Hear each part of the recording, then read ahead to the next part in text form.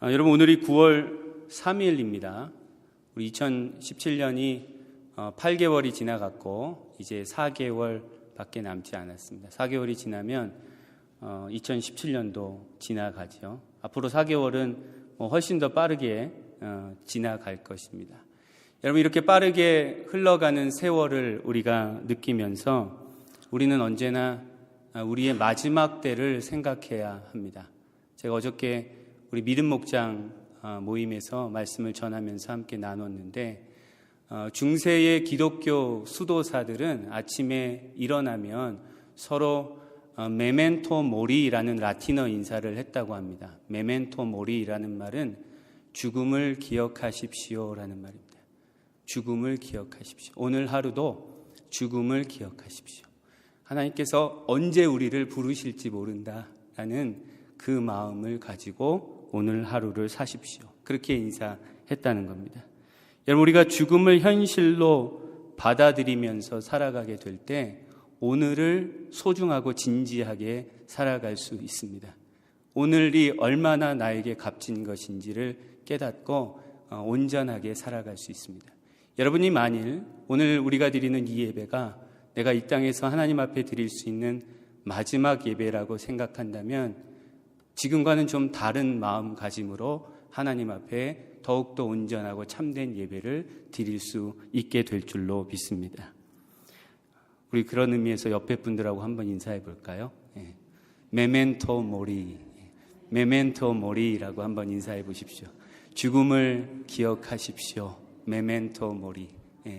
여러분도 아침에 일어나서 오늘은 또 뭐하고 어떻게 그냥 하루를 보낼까 이런 생각이 들 때 남편과 아내와 또 혹은 주변의 가족들과 메멘토 모리라고 인사하면 하루의 새로운 삶의 활력을 얻게 될 줄로 믿습니다. 여러분, 우리가 지난 주일에 사도행전 4장의 마지막 단락의 말씀을 들었습니다.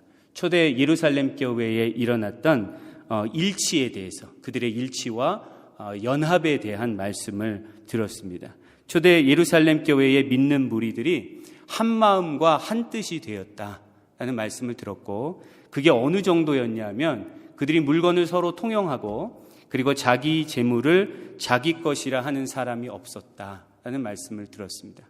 그래서 그 결과 그 초대 예루살렘 교회의 사람들 중에 믿는 무리 가운데 가난한 자가 없었다. 그래서 구약의 신명기를 통하여 하나님께서 하나님의 백성들에게 주시겠다고 약속하신 그 말씀이 이 예루살렘 교회 가운데 이루어졌다라는 말씀을 들었습니다. 심지어 어떤 사람들은 밭과 집을 팔아서 그 값을 사도들의 발 앞에, 즉 교회 앞에 드렸고, 교회는 그 물질을 각 사람의 필요에 따라 나누어 주었다라는 말씀을 들었죠. 그리고 마지막으로 거기에 대한 실질적인 예로 바나바라는 사람, 이름의 뜻이 위로의 아들이었던 바나바라는 사람이 그의 밭을 팔아서 그것을 사도들의 발 앞에 두었다라는 말씀을 들었습니다.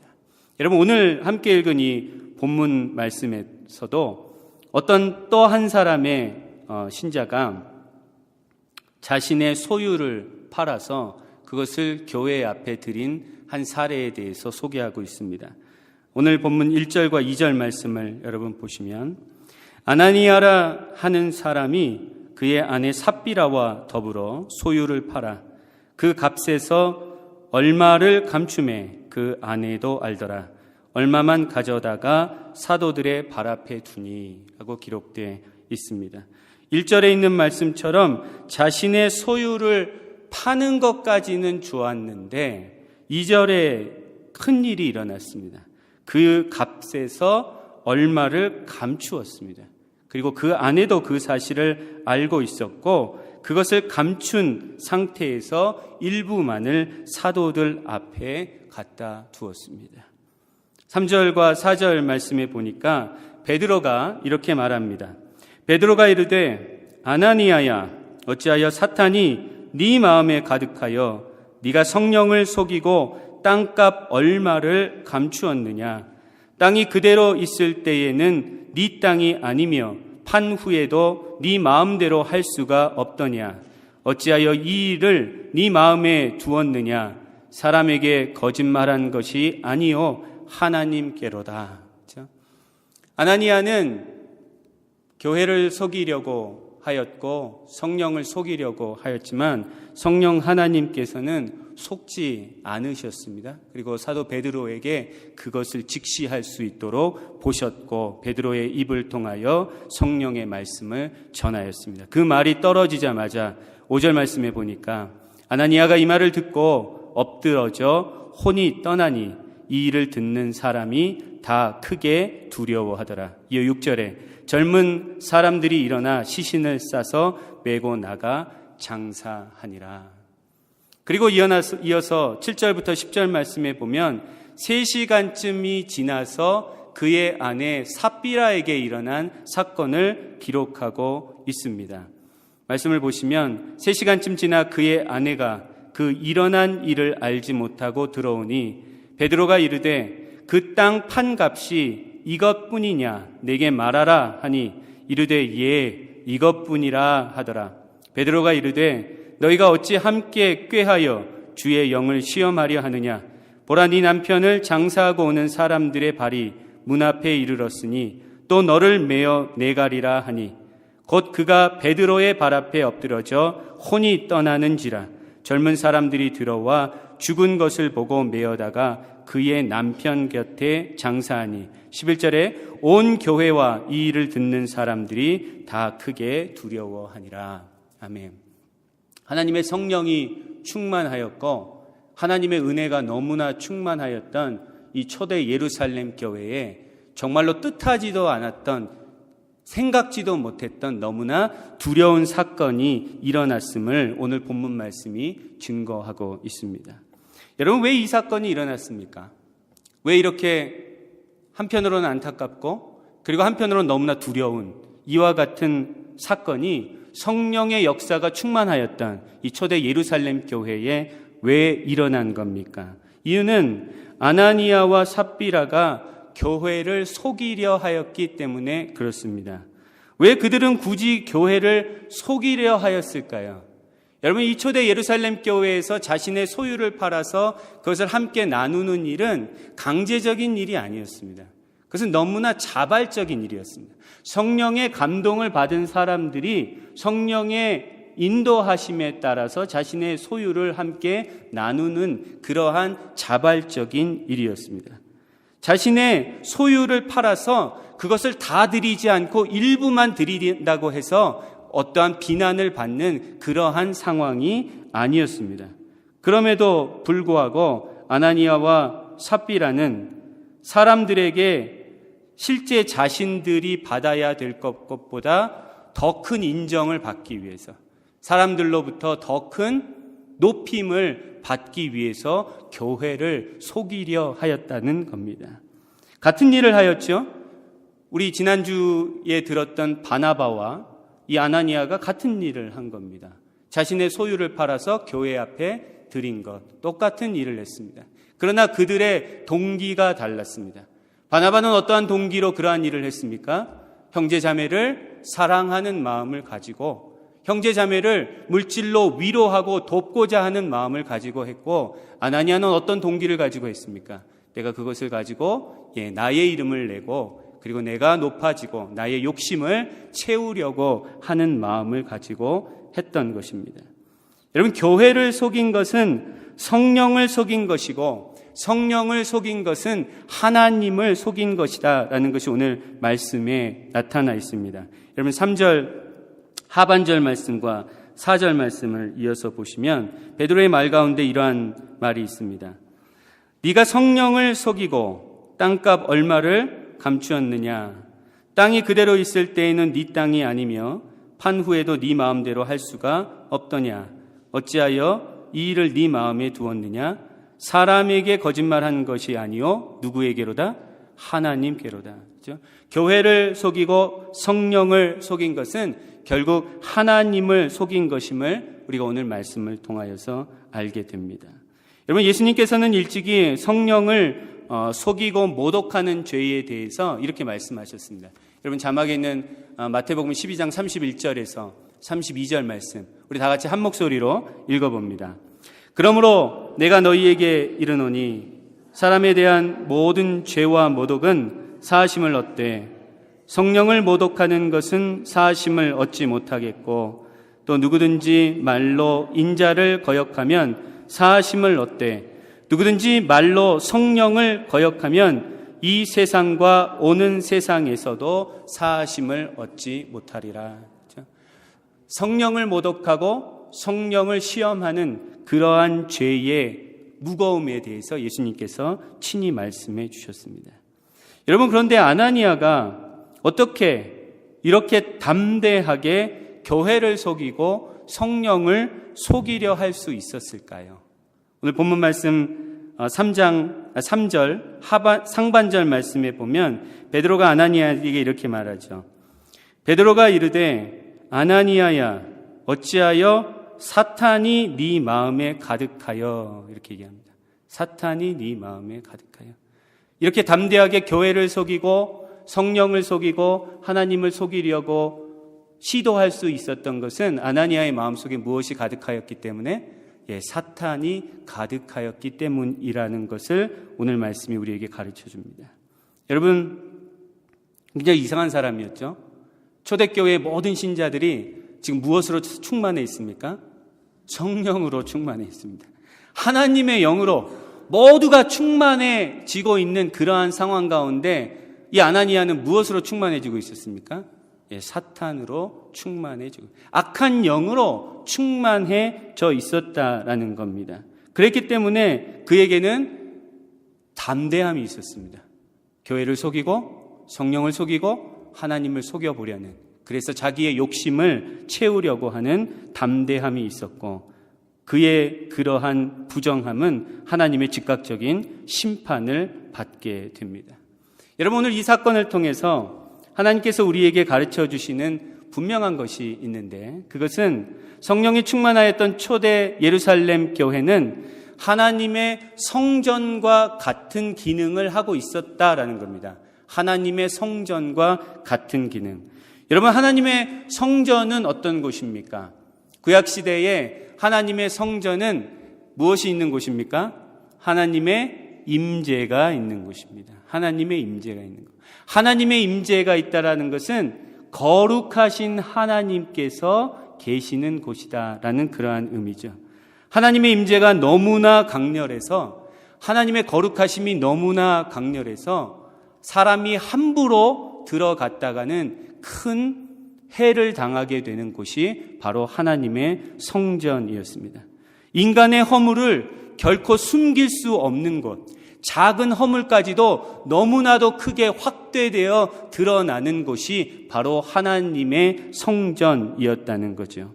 그곳은 아론의 아들 나답과 아비후가 하나님께서 명령하지 아니하신 다른 불로 분향을 하다가 여호와의 거룩한 불에 죽음을 당한 곳입니다. 그곳은 유다 왕 우시아가 교만해져서 제사장만이 드릴 수 있는 분향을 자신이 직접 성전 안에 들어가 분향하려다가 나병에 걸린 곳입니다. 하나님의 거룩한 임재가 있는 곳.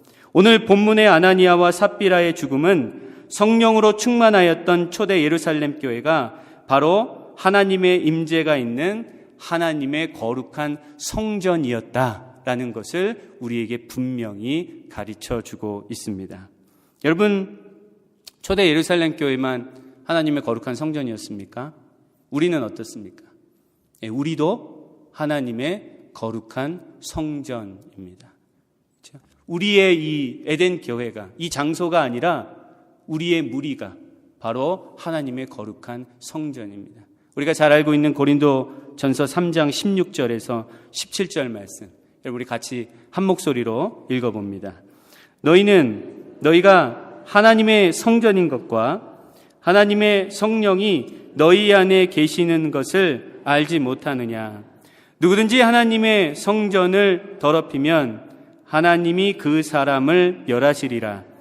하나님의 성전은 거룩하니 너희도 그러하니라. 사도 바울이 고린도 교회를 향하여 전한 말씀입니다. 여러분, 너희는 누구라고요? 너희는 하나님의 성전이다. 너희 안에 성령이 계시다라고 우리에게 말씀해주고 있습니다. 여러분 분명히 기억하시기는 초대 예루살렘 교회뿐만 아니라 우리 에덴 교회도 주의 이름으로 모이는 교회는 하나님의 임재가 있는 하나님의 성전임을 분명히 기억하셔야 합니다. 여러분 하나님의 임재가 있는 하나님의 성전이기 때문에 교회는 성도들의 거룩함과 순결함을 요구합니다. 그렇죠?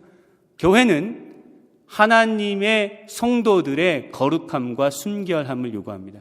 여러분 우리가 하나님 앞에 예배드리러 나와서 무엇을 사모합니까? 하나님의 임재를 사모하죠. 하나님께서 성령으로 우리 가운데 오셔서 나의 마음을 만져주시고 우리가 아까 드린 찬양과 같이 나에게 빛을 비춰주시고 나의 마음을 만져주시고 위로하시고 새롭게 하여 주시기를 우리가 이 예배의 자리 가운데 원하고 있습니다. 그런데 그것을 바라며 그것을 사모하며 나오는 우리들에게 하나님께서 요구하시는 것이 있는데 그것이 바로 우리의 순결함입니다. 부정한 모습이 아니라 세상에 더럽고 오염된 모습이 아니라 하나님 앞에 온전한 모습으로 나오는 것을 하나님이 우리에게 기대하고 계시다는 거죠. 그래서 여러분 아까 우리가 드린 여호와의 유월절이라는 찬양에 보면 이런 가사가 있습니다. 지극히 높은 주님의 나 지성소로 들어갑니다. 지성소는 하나님의 임재가 있는 곳인데 거기에 들어가며 세상의 신을 벗고서 주 보좌 앞에 엎드리니 라는 가사가 있습니다. 세상의 신을 벗고서 내가 세상에서 살아왔던 모든 부정한 것들, 부정한 마음들, 죄악된 생각들, 내 안에 있는 모든 욕심들을 전부 다 벗어버리고 하나님 앞에 순결한 마음으로 나아와야 된다는 것을 우리에게 말씀해 주고 있습니다. 여러분, 우리가 하나님 앞에 거룩함과 순결함으로 나아가기 위해서 우리에게 필요한 게 있는데 그것은 하나님을 두려워하는 겁니다. 하나님을 두려워하는 자들은 하나님 앞에 부정한 모습으로 결코 나올 수 없습니다.